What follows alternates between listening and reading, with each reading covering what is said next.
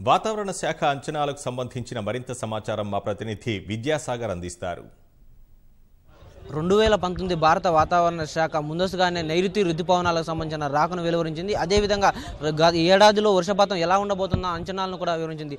దీనికి సంబంధించి వర్షపాతం ఎలా ఉండబోతుందన్న అంచనాలపై మనతో మాట్లాడేందుకు IMD general director KG Ramesh గారు. సార్, ఈసారి వర్షపాతం ఎలా ఉండబోతుంది దేశంలో? వర్షపాతం సామాన్యంగా ఉంటుందండి. 96% ఆల్ ఇండియా లెవెల్లో ఉంటుందని ఇప్పుడు ఫస్ట్ స్టేజ్లో అసెస్ చేశాము.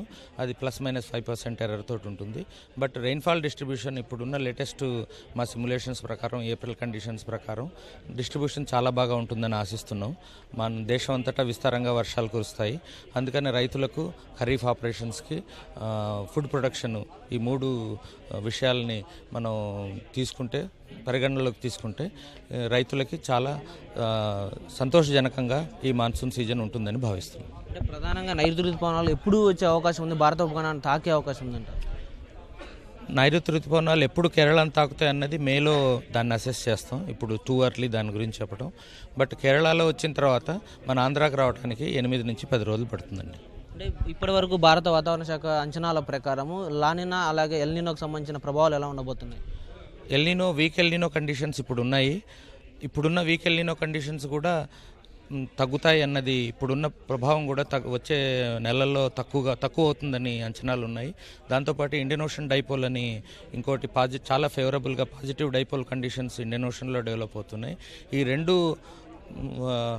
ఆఫ్సెట్ చేస్తే ఒక్కొక్క ప్రభావాన్ని, ఎల్నినో రెయిన్ఫాల్ని తగ్గించే శక్తి ఉంటే పాజిటివ్ ఐఓడికి రెయిన్ఫాల్ని పెంచే సామర్థ్యం ఉంది.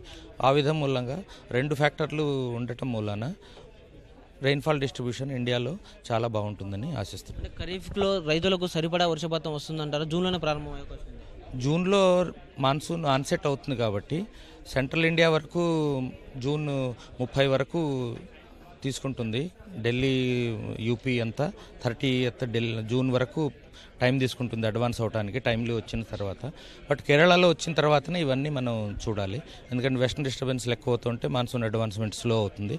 అదంతా ఎవ్రీ వీక్లీ ఫోర్కాస్ట్లో, డైలీ ఫోర్కాస్ట్లో అవన్నీ అప్డేట్స్ ఇస్తాం.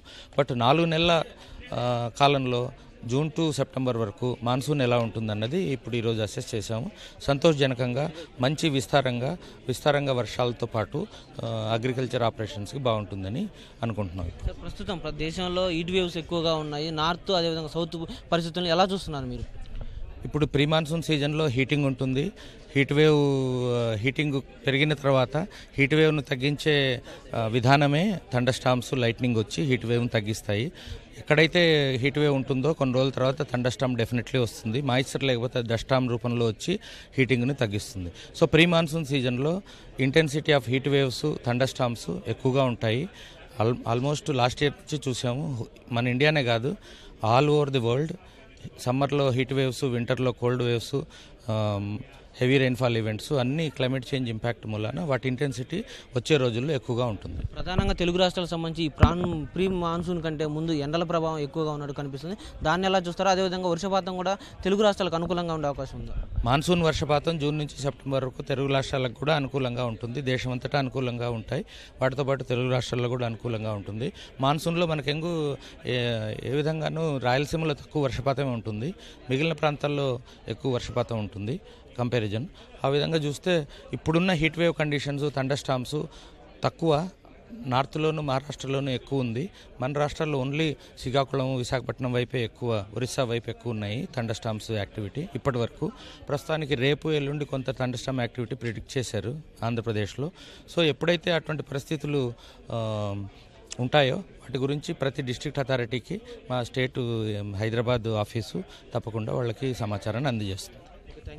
ఇది మొత్తంగా భారత వాతావరణ శాఖ నుంచి రైతులకు ఒక శుభ పరిణామం ఉండబోతుంది. ఈ ఏడాది వర్షపాతం తగిన అనుకూలంగానే ఉండబోతుంది. ఖరీఫ్లో పంటలు పండేందుకు అనుకూలమైన వాతావరణం నెలకొంటుందంటూ కూడా భారత వాతావరణ శాఖ చెబుతుంది. కెమెరామెన్ సుర్జిత్ సింగ్తో విద్యాసాగర్, ఈటీవీ న్యూస్, న్యూఢిల్లీ.